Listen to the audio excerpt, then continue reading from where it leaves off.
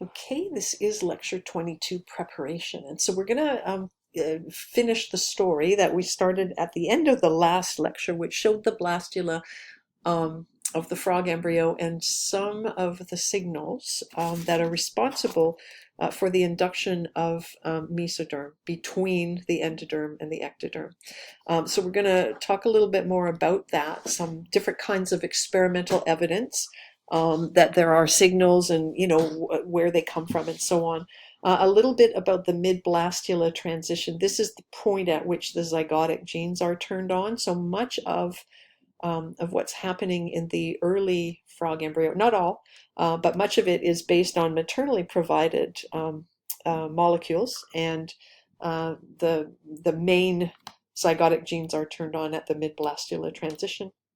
And then a little bit about mesoderm induction, the properties of the organizer. There's a number of signals that are important, some of which are there only to inhibit other signals, right? So we'll talk about that, and we'll talk about the frog. And I don't think there's any fish stuff in this actual lecture, but we'll see.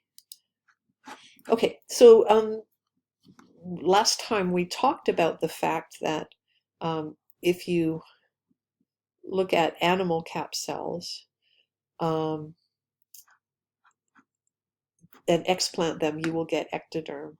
And if you take vegetal cells and explant them, that means to culture them outside of the embryo, you get vegetal tissue. And it turns out, if we just, let me get the pen going here. If you look at, there are these regions here, and these are called the equatorial cells. So they're right at the edge of where the blastocele cavity ends, and they are places where endoderm and ectoderm cells meet. And this is the place, if you look at the fate map, this is where the mesoderm is going to form, sort of in a band, kind of around the ball of cells.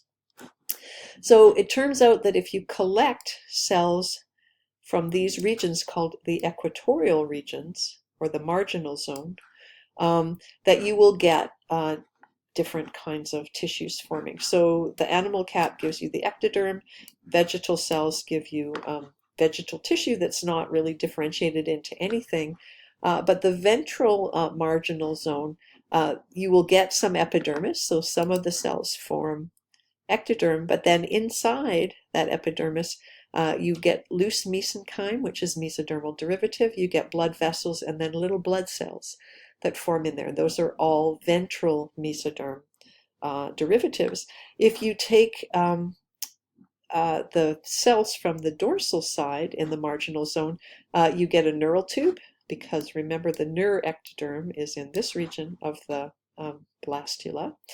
So you get a neural tube, which is dorsal ectoderm, and then the mesoderm forms a notochord and muscle tissue, which is more dorsal. Okay, so think about what you can learn from these experiments. There's several things, one of which is looking at the types of cells that you culture together, and where those cells came from originally has an effect on the types of tissue that develop. If you just took the animal cap and cultured it over the vegetal cells with the equatorial regions removed, you can get some of the ectodermal cells from the animal cap are induced to form mesoderm tissue. And you can get the formation of a notochord, muscle tissue, mesenchyme, and so on. So you can get different cells. And so this suggests that there are signals from these vegetal cells that alter some of the fates of the animal cap cells to form mesoderm. And some of these signals we saw in the previous lecture, but we're going to talk about more of these soon. Okay, so there's an effect of this process. So if you were to take, a very small number of animal cap cells and just culture them inside vegetal cells, they will not develop into muscle cells. They will form as sort of undifferentiated cells. Okay, you have to have a certain minimum number of cells in the culture before they will take on that new fate. So it's not just the signals, it is the signals from the vegetal cells that are inducing that, but you have to have a sufficient number of the cells receiving the signal, and then they communicate amongst themselves and form a particular structure. So this is referred to as the community effect. There has to be enough cells. A small number won't, but a large number will. And the minimum level is the threshold, the minimum number of cells required in order for us to see this response. There's also a timing effect. So there is a thing called the competence period. So if you look at the hours after fertilization, between 4 and 11 hours after fertilization, if you culture these animal cap cells with vegetal cells, you will get induction of muscle cell expression, gene expression, sorry, and it always happens at this point, the 16 hour after fertilization. So this is when, and these are zygotic genes, right? They turn on, and they occur sort of midway through the gastrulus stage. Okay, now inside this competence period, I mean, in the normal embryo, the signaling probably takes place during this whole time. But it turns out that as long as you have a 2-hour exposure to the inducing signal or the cells, anywhere inside this period, that's enough to turn on mesoderm formation. So this is called the window of response, or the competence period. This is the time after fertilization during which cells have the ability to respond to signals. So long as there's a 2-hour period, it can be different 2-hour periods or more, 4-hour periods, etc. within this time period. Then at this point, 16 hours after fertilization, there go your muscle gene getting turned on. If you had a 3 or 4 hour exposure after this competence window, you're not going to get expression. So it has to be at the right time. There has to be enough of the exposure, and then at this particular time you will get the response. If you don't get the right exposure during the window and the right amount of signal, then you won't get muscle cell gene expression. Okay, so this is the second part. You have to have enough of these cells, and then it has to be, the signals have to be sent and received in the right time frame. So this takes us to the mid-blastula transition. The mid-blastula transition is the middle of the blastula stage, so it's sort of mid to late blastula. 12 cell divisions have taken place. There's approximately 4,000 cells. If it was exactly right, it would be, I think, 4,096, something like that. And so there is this sort of timing, and to try to figure out what is the trigger for that, a series of experiments were done. So you can take your blastula and you can treat it with drugs that suppress the cell division so that DNA replication keeps occurring 12 times, but the cells don't divide. And the timing of the mid-blastula transition still occurs at the exact same time. And so therefore, it's not actually the number of cells. So it's not that we have to get approximately 4,000 cells. That's not the trigger, because you can replicate the DNA but not divide the cells with, colchicine or some other kinds of treatments. And so you have fewer cells, but it's still time based on the number of DNA replications for that transition to occur. You can also disaggregate the blastula cells. So you take them and you culture them separated from each other. They're not in contact with other cells of the blastula. But they still go through that transition the same time as the intact embryo. So that tells us that contact and signaling between the cells is not required. So it's not like the cells send out a certain amount of signal, and when it reaches a certain amount after 12 cell divisions that we get the MBT. Okay. However, you can shift the mid-blastula transition to an earlier stage by adding additional DNA. So you can either inject in additional copies of the genome, or you can allow multiple fertilizations by messing with the blocks to polyspermy, so that now we've got extra DNA in there, extra copies of the genome, and that will cause a shift of the mid-blastula transition to earlier. So it won't be after 12 divisions, but it'll be after 8 divisions or 10 or something like that. So more DNA means that the transition occurs sooner. So what we need is an explanatory model for this that takes into account these kinds of experimental results. And so the model, this may not be correct, but this is the model. And the model is that you have some sort of transcriptional repressor proteins. There's a certain number of them in a cell. And every time the cells divide, the proteins are divided between the daughter cells. And so over time, they're depleted, they're used up. And so it's kind of like you start with lots of these repressor proteins and just the one cell, but with every cell division, you get less and less and less of this repressor, so that when you pass a certain threshold, then now there's not enough of these repressors to keep the zygotic genes turned off. And so therefore we have our mid-blastula transition. So I made an image. Now this image helps me, and I don't know if it'll help you or not, but I tried to make an image that just sort of pictorially represented it. So at the one cell stage, you've got just a single nucleus, so there's 2 copies of each gene. And let's just imagine that we had 1,000 repressor proteins. So we'd have 1,000 repressor proteins per nucleus. So suppose there were 20 or 30 genes that were being repressed this way, there'd be more than enough repressors to keep those genes shut off. Okay. After division, we have 2 cells, and each of the cells has 1 nuclei. So now we have 4 copies of each gene.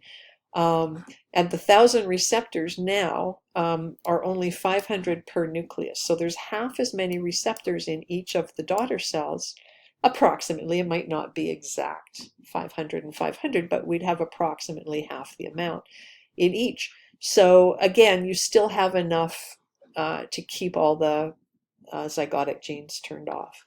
After the next division, you have 4 cells, 4 nuclei. Now there's 8 copies of every gene.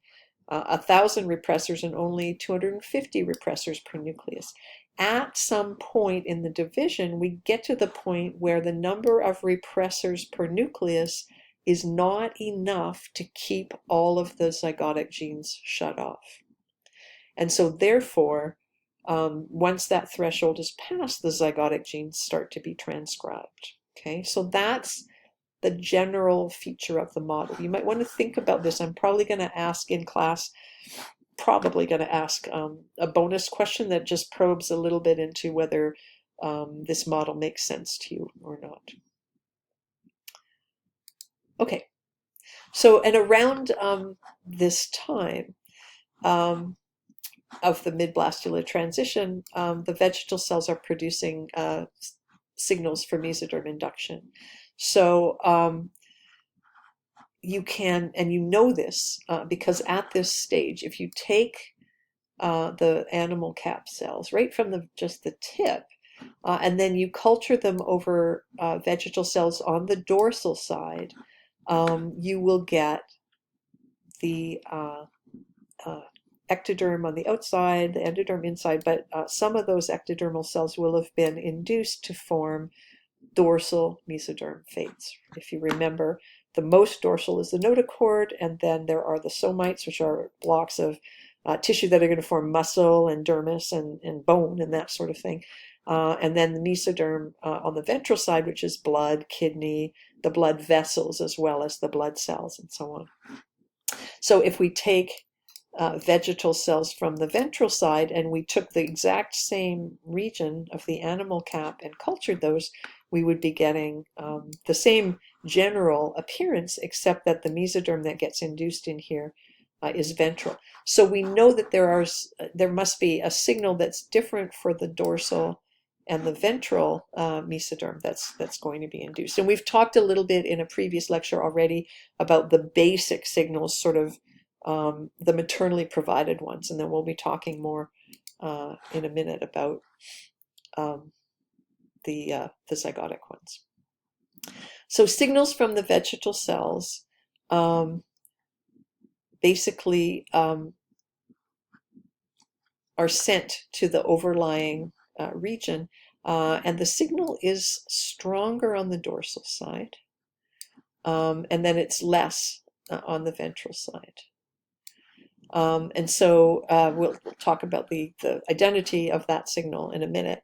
And then the tissue that's going to form the organizer is set aside. And it's basically, once the mesoderm has been induced, there are signals from the mesoderm, and these are kind of blocked or limited, inhibited by signals from the organizer.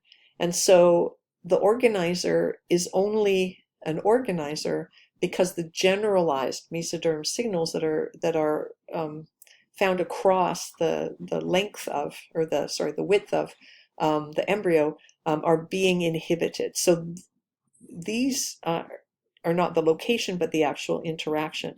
So this inhibition is taking place inside this region and allowing the organizer to form separate from some of the other types of mesoderm. And so what you wind up with is kind of a gradient with higher mesoderm signal here on the ventral side, less of it in the intermediate, and then on the dorsal side there's none of it because it's been completely inhibited. Okay, and so this shows just a pictorial representation of what's going on. We'll look at the signals themselves momentarily. So we want to know what the signals are, and frogs are not genetic organisms, and so what they did was isolate different kinds of messenger RNAs from the vegetal cells, and then they tested for those the proteins from those mRNAs, their ability to actually affect the animal cap cells in experiments. And there was a whole bunch. They also tested a number of different candidate signaling molecules as well. And so these two kinds of experiments together have given the identity of many members of the TGF-beta family as inducers of mesoderm. And there's a whole bunch of them. There's VEG1, there's nodal-related proteins, there's TGF-beta family members. Maybe remember back to the fly, gherkin is a TGF-beta family member. There's activin, there's a whole bunch of different ones. And so it's a gigantic family. Oh, there's bone morphogenetic proteins as well that were first identified based on their ability to promote the formation of bone. But of course, that's just the name of this family, and many of the family members don't have anything to do with bone, but they're still called BMPs. There's a number of different categories of BMPs that differ, just a small amount, and have slightly different functions in development. And this is just an example. Oops, I should have put that in there. So these are two kinds of generalized TGF-beta signaling. They're very similar to one another. The features they have in common is that there is a type 1 and a type 2 receptor, these dimerize. So this is a heterodimer. The type 2 has serine threonine kinase activity. And so it is able to, when bound by the ligand, which forms a dimer, it can cross-phosphorylate or trans-phosphorylate. So both of the subunits are phosphorylated. And when they are, they also phosphorylate SMAD proteins. And SMAD proteins are transcription factors. When they're phosphorylated, and in the case of BMP, it's 1, 5, or 8. When they're phosphorylated, they can bind to the cofactor SMAD4, dimerize, another heterodimer, but then they go into the nucleus, and they transcribe target genes.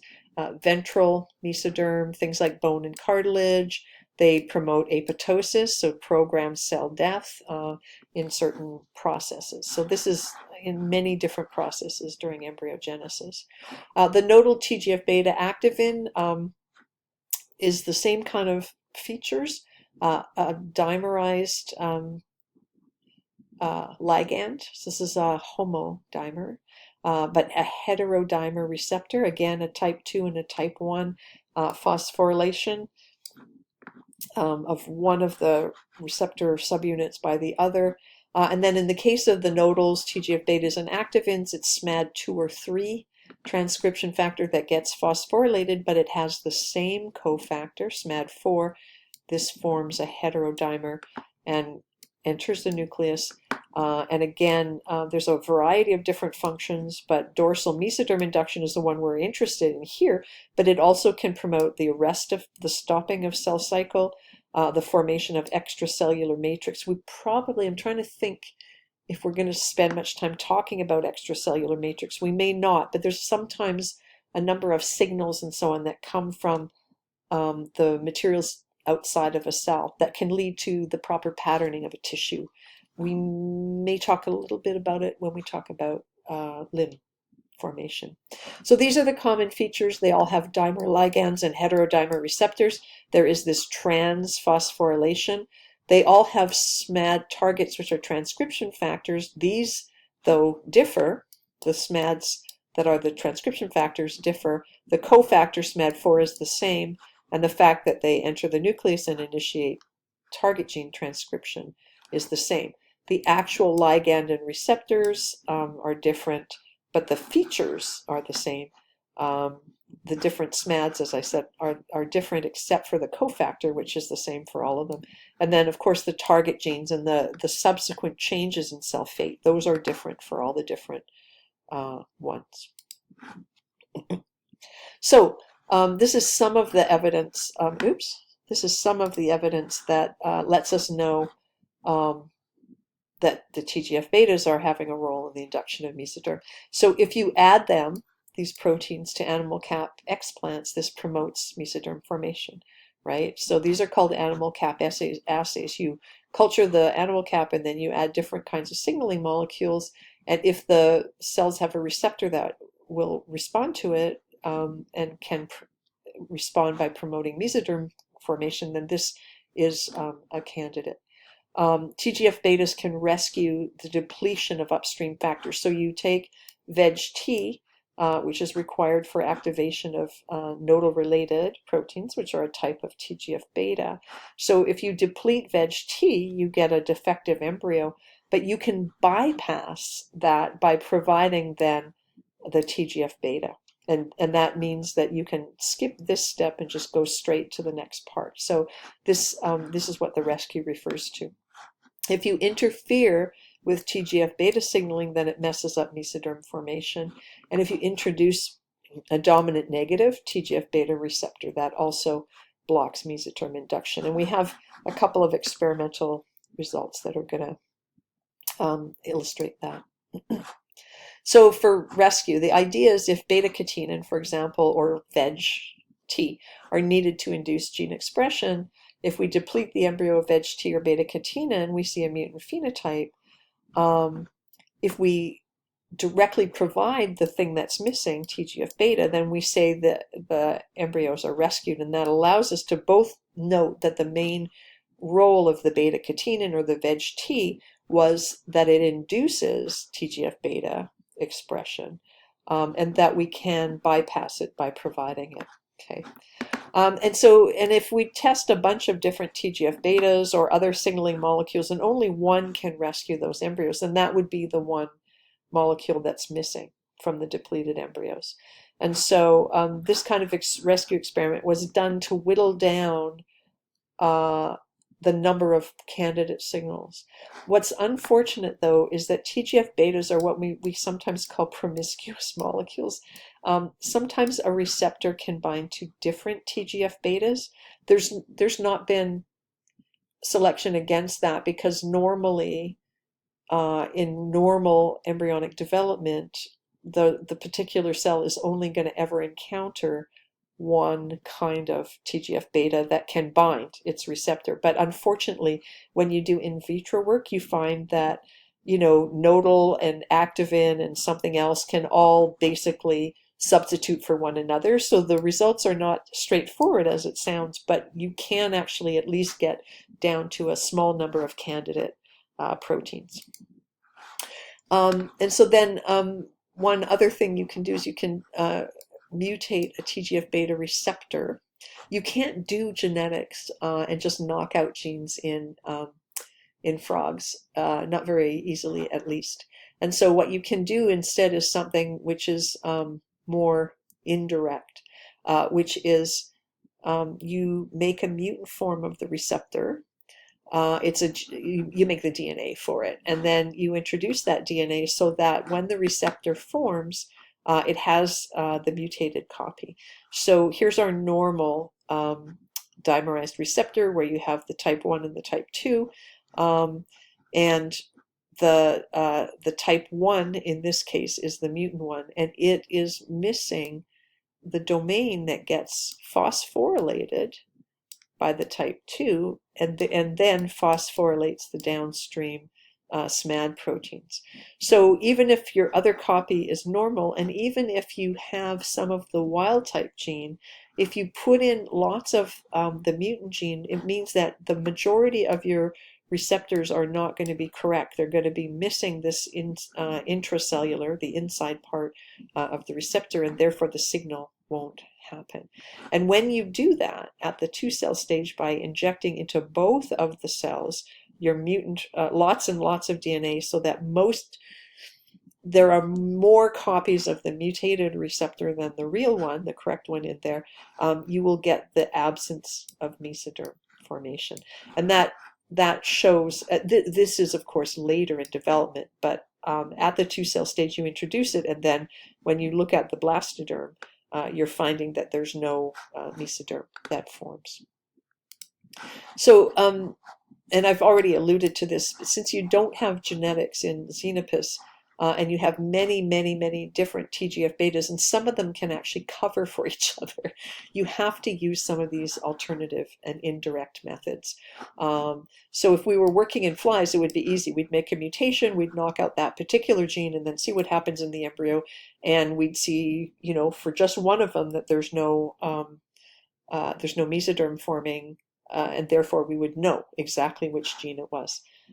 So unfortunately for Xenopus, you have to use these sort of more indirect methods. And here's one kind. So you can take animal cap cells, and then you get these polystyrene beads, and they have been soaked in this case, activin, which is one of the TGF-beta family members. It turns out it's not the one that is actually responsible for these different responses in mesoderm, but they are, it works the same way, basically. Okay, so we're using a different one, but we're taking advantage of the fact that one TGF-beta can substitute for the other in some of these situations. And so what you do is you get beads that have been soaked in a lower concentration of activin beads, and then ones that are in a higher concentration. And then the color coding here just shows the different genes that get expressed in response. So at the very lowest levels, which is on the outside here, the blue cells, the cells form keratin, which is epidermis. It's ectodermal. It's not a mesodermal derivative. When you have low concentration, so we start with less on the beads, and then it diffuses away, and so you just have a small number of cells that receive that low amount of signal. And when they get that low amount of signal, a gene called brachyury gets turned on. Brachyury is found throughout the mesoderm, but it gets inhibited sort of in the dorsal region, so it basically forms sort of muscle tissue. So that's what the yellow is. Don't be confused by the color coding. I wish it was green or pink or something instead of yellow, because it's not endodermal. It's actually still a mesodermal derivative. But when you have the beads with the high concentration, you've got lots more of the signal. Then the cells closest to the beads are getting a higher concentration of the activin. And when you get this much signal, then you can finally turn on some of your higher response genes, which is one called goosecoid in this case. And goosecoid is one of the genes that's expressed in the organizer region. So you can see this definitely fills the definition of a morphogen, because with 0, medium, and high amounts of the protein, you have different cell fates. Okay. And we will probably talk about beads soaked in different signaling molecules later in some other kinds of lectures and topics, because this is a common technique that's used. So I'm going to finish with this, and then I think I'll just, there's a little bit more, but I don't want to go on for too long. I'll give you a bit of a break. But if we look overall, so we look at the mid-blastula stage, we have veg-T and veg-1 that were maternally provided, okay? And we have beta-catenin, which is the result of signaling by Wnt signaling molecules, which are also maternally provided. And it is cortical rotation that moves the Wnt signals sort of over to this region. The veg-T and veg-1 are in this region.